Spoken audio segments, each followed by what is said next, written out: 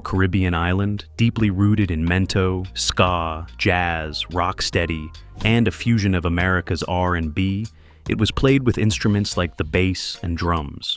Reggae was a way Rastafarians conveyed the everyday life and hopes of Africans. Although the genre has undergone significant evolution over time, it has also influenced other genres, including punk, hip-hop, and rock music.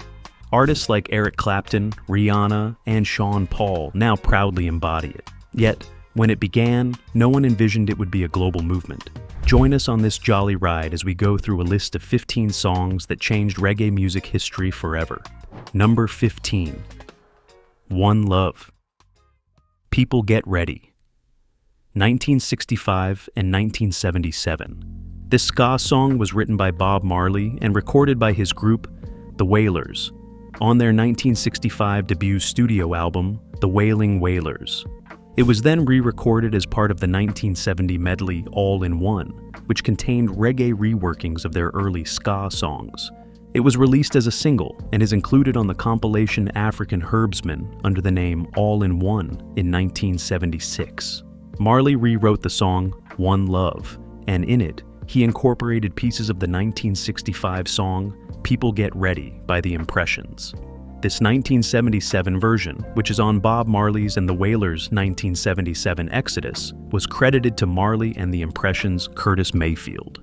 This version slowed down the track, brings Marley's lyrics to the spotlight, adds backup vocalists to emphasize the inspirational lyrics, and adopts a more reggae sound. The song, One Love, People Get Ready, became a song that united people to address the oppression and violence in Jamaica around the time of the December 1976 elections. It also helped to unite the factional divisiveness between the People's National Party and the Jamaican Labour Party within the country. Over time, the song has become present across film and television, and even re-entered the chart in 2010 after featuring on the TV musical Glee. It has been used in the film Chain Reaction, 1996, Marley and Me in 2008, and Shrek Forever After in 2010.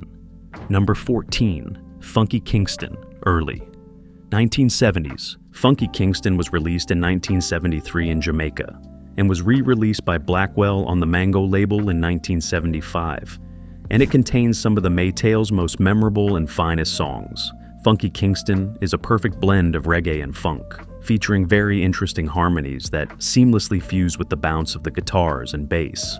One can easily hear the influence of Otis Redding, Sam and Dave, and Wilson Pickett on the song. Time Tough then acknowledged Funky Kingston as an angry statement to the shared circumstances of the black and working class masses. The song conveys a depth of struggle while also offering reasons why life should be celebrated despite its challenges. It also serves as a reminder that, regardless of the circumstances, life does indeed go on.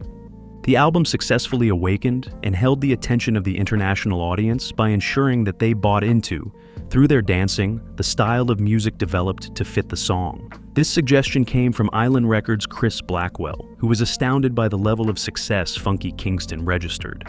It thus began an enduring relationship with American pop music, as the music style it employed made it legible for foreign audiences to understand, even when they decided to interpret it in their own terms. An early review of the song thus earned it the title Jamaican Rock and Roll, a name we can truly say before its time.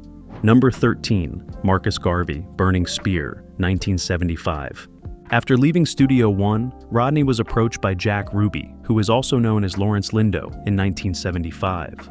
Lawrence Lindo was a respected sound system operator from the Greenwich Farm ghetto of Kingston, who eventually moved to Ocho Rios, just a few miles east of St. Anne's Bay. Ruby was trying to begin producing records on his own and wanted Burning Spear to record for him. He, however, felt that the harmony trio format would work if he had Winston Rodney as a solo vocalist. This is because of Rodney's hoarse, totally committed, soul-stirring voice. So, Rodney brought Rupert Wellington back into the picture, alongside another local man named Delroy Hines, to emphasize the brilliance of the lead vocal. The song was then released on the 12th of December, 1975. Though its success was not born overnight, it employed the traditional word-of-mouth campaign to become the global success it currently is. It also made it safe to call the album Burning Spear's breakthrough album. With the backing of some session players known as the Black Disciples, the result was spectacular. The result, in effect, was that the Marcus Garvey album produced one of the best albums, earning them a contract with Island Records for its overseas release. The aim of the song during production was not to make a fabulous record. However, it was an avenue for Spear to convey his Rastafarian beliefs and draw attention to the philosophy of Marcus Garvey, the Jamaican political philosopher whose Pan-Africanism almost brought about the Rasta ideal of former slaves returning to their homeland. From the very first line, Spear was intent on portraying Garvey's relevance to the modern poor in Jamaica, and asked why old Marcus Garvey, other black nationalists and philosophers, are remembered and eulogized when the founder of the Black Star Line goes unmentioned. Many fans have taken to calling Burning Spear's Marcus Garvey the greatest reggae album ever made. It was covered by many other reggae stars, and each became a hit in their own right. So, Spear had achieved his aim and had successfully produced an album of unarguable brilliance inspired by the civilized beauty of black and beautiful Africans. Number 12. Stalag 17. Rhythm, early 1970s. This Stalag rhythm is a popular reggae rhythm that became popular in the 1980s. It was originally written and recorded as Stalag 17 and named after the 1953 war film by Ansel Collins, and released by Winston Riley's Techniques record label in 1973. The instrumental was written and recorded by keyboardist Ansel Collins for producer Winston Riley in 1973. The track went on to become one of the most sampled and versioned rhythms in the history of Jamaican music. The unique bass and drum riff is probably the biggest of that time. It is also widely acknowledged as being the 1979 Jamaican #1, Arlene, by the DJ and toaster General Echo, the pioneer of the slackness genre that emphasized sexually explicit lyrics and dominated Jamaican sound systems in the 1980s and 1990s. When praised for this work, his retort is often, well, someone was going to do it, and he did, producing and championing the dancehall DJ and singer Sister Nancy, whose anthem was a reworking of the stalwart 17 rhythm. He then went on to issue his Techniques label in 1982. He launched the careers of several others, including Frankie Paul, Curry Ranks, Tenor Saw, Lone Ranger, and Buju Banton, who has been noted for his controversial reggae artistry.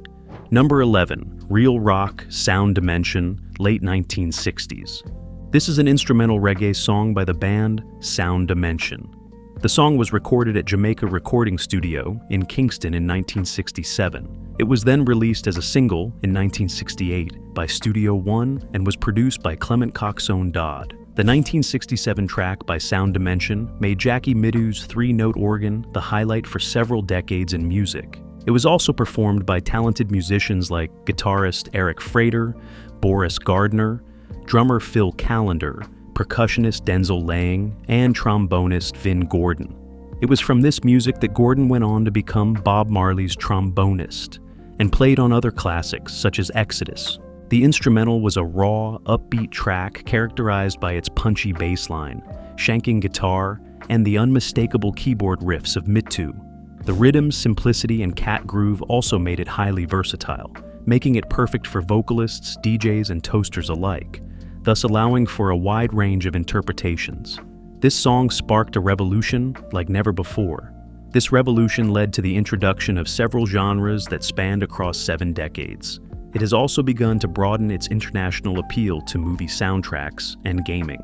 Number 10, Under Me Slang Tang, 1985.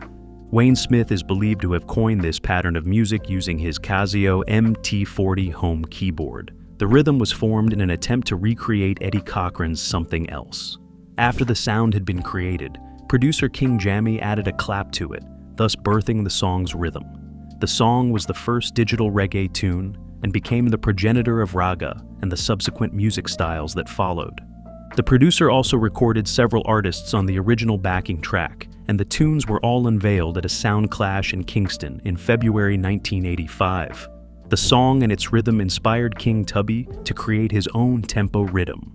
It also inspired more than 180 versions of Slang Tang to emerge. It is also one of the most referenced reggae rhythms and was used in MIA's track, Pull Up the People, in 2005.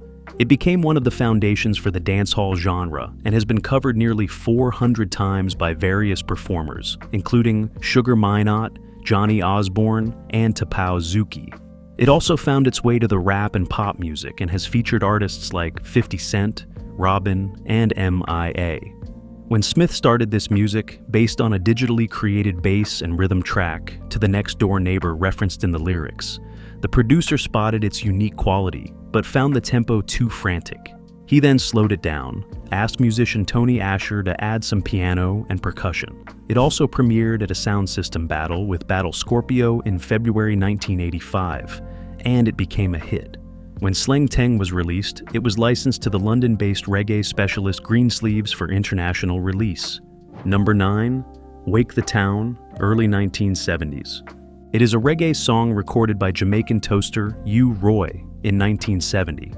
This song was U. Roy's first big hit, and was one of the songs that established U. Roy as the grandfather of the modern DJ phenomenon. He also added a layer of vocal and verbal improvisation to the records, using the toasting performance method. This toasting performance method simply means a situation where a DJ adds vocals to a piece of music in the form of chants and spoken extemporizations.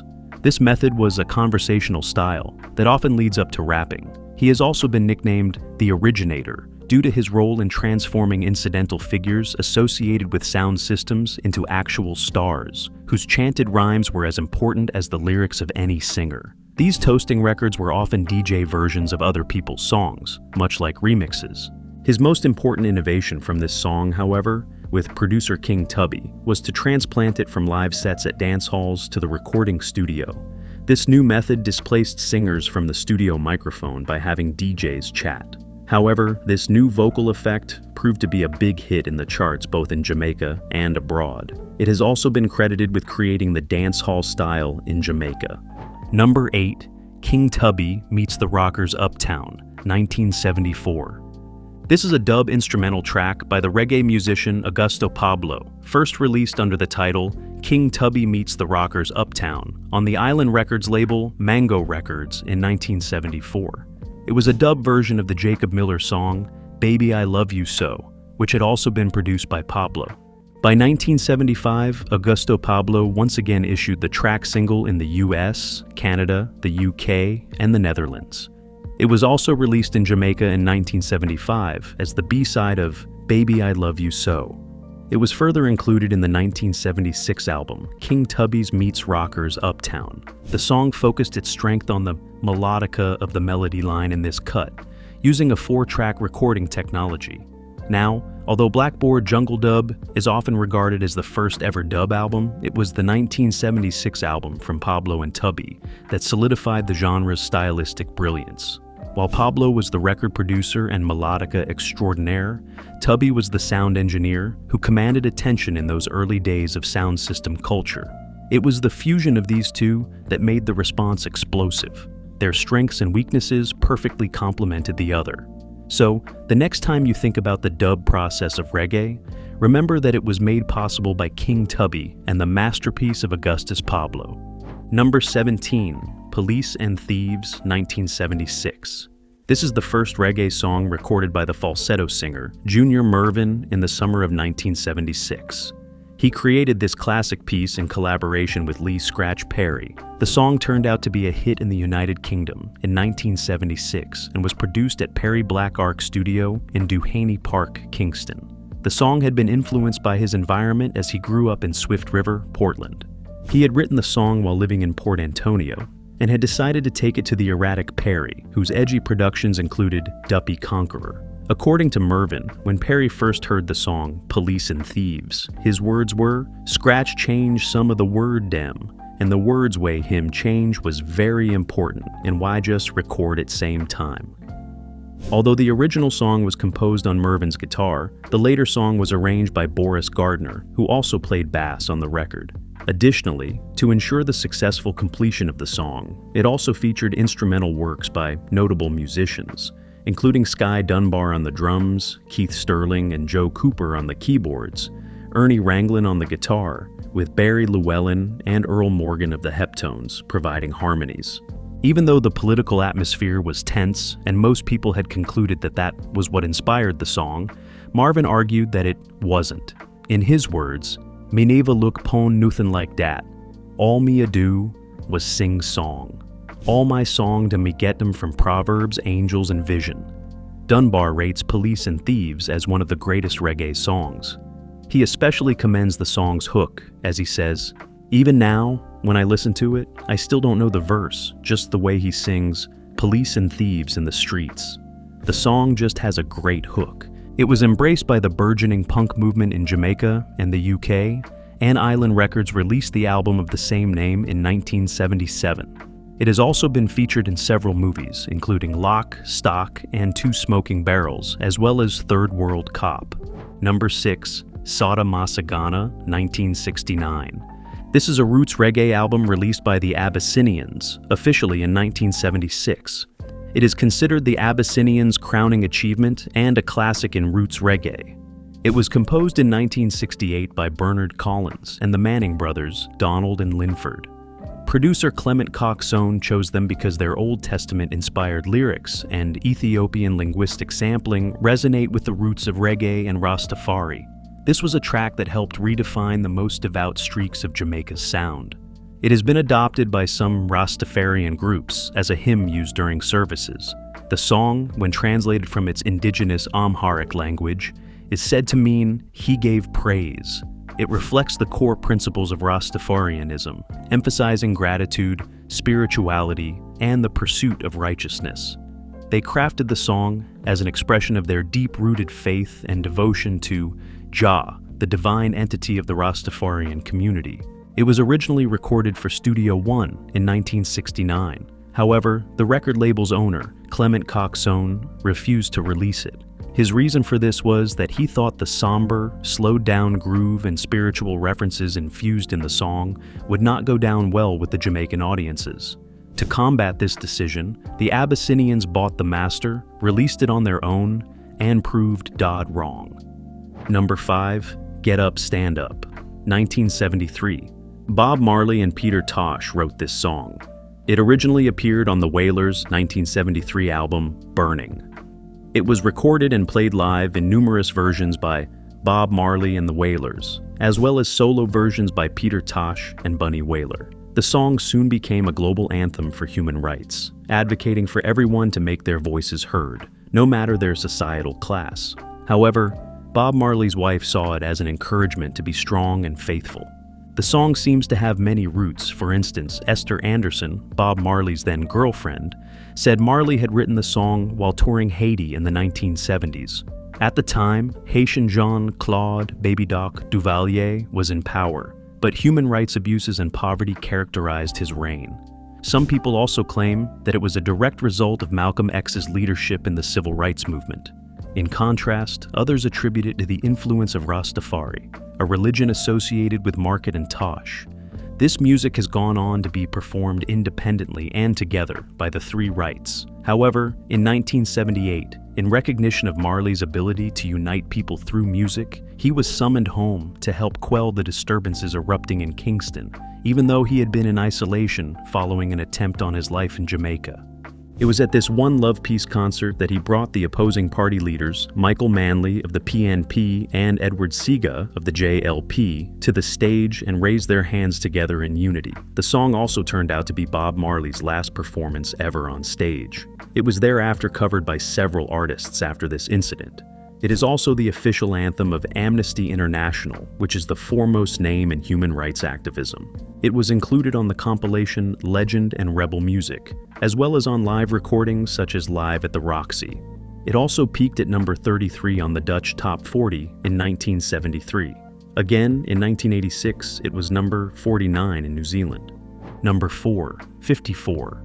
46, that's my number, 1968. This song was by Fred Toots Hibbert and was recorded by Toots and the Maidles. It was originally released on the Beverly's label in Jamaica and the Pyramid label in the UK. It had a follow-up version that was released a year later. This song was one of the first reggae songs to receive widespread popularity outside Jamaica and has been anthologized repeatedly in its title. It was written while Fred was incarcerated in 1966, for marijuana possession at the Richmond Farm Prison in St. Mary.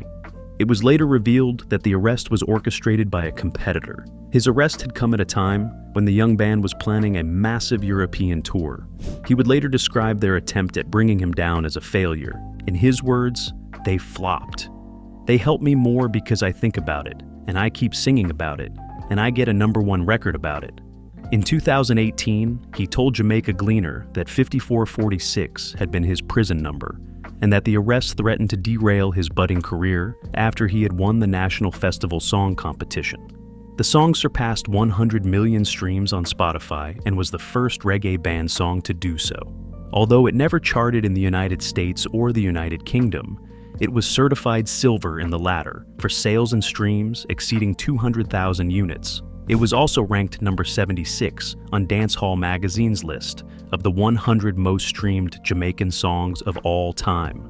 It also recently featured in Levi's global ad campaign, celebrating the 150th anniversary of the clothing brand's 501 jeans. In 2023, it was also certified gold in the United Kingdom on what would have been Fred Hibbert's 81st birthday. According to the British phonographic industry, the song was issued a Brit Certified Gold Award on Friday, December 8th, after it sold over 400 copies in the UK, as measured by the official charts company. Number 3, The Harder They Come, 1972. The Harder They Come is a Jamaican crime film directed by Perry Hensel that was released on the 5th of June, 1972. The song was co-written by Trevor D. Rohn and starred Jimmy Cliff. It set reggae music on track when it incorporated it as the soundtrack. Rolling Stone magazine has stated that the album featured in the movie is the album that took reggae worldwide. The album included 6 songs by Cliff, including the title track and the seminal Many Rivers to Cross. This Many Rivers to Cross has gone on to be covered by several artists like Cher, John Lennon, UB40, Annie Lennox, and Percy Sledge. It was directed by Island Records. While only the title track was recorded specifically for the soundtrack, the album also featured other reggae music stars, such as Toots and the Maidles, who sang Pressure Drop and Sweet and Dandy, and the Melodians, who sang Rivers of Babylon, and Desmond Dekker to a global audience. The album has also achieved a successful appearance on every version of Rolling Stone's top 500 albums of all time. Jimmy Cliff also admitted that he was surprised by the album's success. In his words, "We all were, because it was the first Jamaican album, and we all went into it, like we dived into the void empty-handed. However, we were all confident that this could be a success. Its success in Jamaica is unprecedented, but it didn't stop there. It also reached the international market and has been described as possibly the most influential of Jamaican films and one of the most important films from the Caribbean. It has also recently been inducted into the National Recording Registry of the Library of Congress, making it the second reggae album to be on the list. This recognition also made it one of the 25 recordings named Audio Treasures, worthy of preservation for all time based on their cultural, historical, or artistic importance in Jamaica's recorded sound heritage. Number 2, Israelites in 1968. This song, written by Desmond Dekker and Leslie Kong for their group, was performed by Desmond Dekker and the Aces, which comprised Wilson James and Easton Howard. This song was groundbreaking in the history of reggae music. By 1969, the song had reached the top of the charts in many countries. It is credited with being the first reggae music to bring Jamaican music to the attention of an international audience as early as 1969. The song is often referred to as an ode to struggling groups in society. It was also acknowledged that the song gave Jamaican music in general a huge push internationally. Even though it was sung in Jamaican patois and was not easily understood by its British and American listeners at the time of its release, it still made its way to be the UK reggae #1. It was also among the first to reach the US's top 10, as it proudly snagged the top 9th position, and was also among the British top 40. The song incorporated both Rastafarian religion and rude boy music. AllMusic later termed it a timeless masterpiece that knew no boundaries. This has been evidenced in its continued usage. On the 3rd of November, 2019, it was featured in the 3rd episode of HBO's Watchmen, which helped it chart again and enter the Billboard Digital Reggae Song Sales Chart at number 2. Number 1, Do the Reggae, 1968. This song was written by Toots Hibbert, produced by Leslie Kong, and sung by Toots and the Maidles. It was released on Beverly's in Jamaica and by Pyramid Records in the UK in 1968. The song was a turning point for all reggae music, as it was the first popular song to use the word reggae. It is globally recognized as the song that gave reggae music its name. It was coined by Frederick Toots Hibbert, the frontman for Toots and the Maidles. He admitted in a Time Out interview that although reggae music was played in Jamaica, nobody knew what to call it. He further mentioned that, before that time, it had been generally known as boogie beat or blue beat. For him, coining the word reggae was not a deliberate attempt. In his words, "One Sunday when we sat down to write, my 2 friends in Kingston, I just said, 'Do the reggae.' And that was the song, 'Do the Reggae,' that coined the word reggae. I never knew then what it was going to be today." According to Hibbert, in a BBC Radio 6 Music interview, he said he took the name from a slang word which meant a person who is a bit scruffy and unkempt. This slang term, he would later admit, was streggae, which was a word used if the boys aren't looking so good to the girls. He further went on to say that he might have simply changed the name from streggae to reggae. However, the name stuck, mainly because, contrary to Hibbert's submissions, a dance named reggae was in vogue, and merging that dance style with the music made the name feel like it was meant to be. While many people acknowledge reggae music, we often hear people shout, "One love, let's get together and feel all right," or simply dance to the rhythms in a Rastafarian style. Most people, however, have never really paid attention to how the various models of reggae music came to be. Which of these reggae songs is your favorite? Let us know in the comments. Thanks for watching. If you enjoyed this video, like, share, and subscribe to this channel for more. Before you go, watch the other videos on your screen.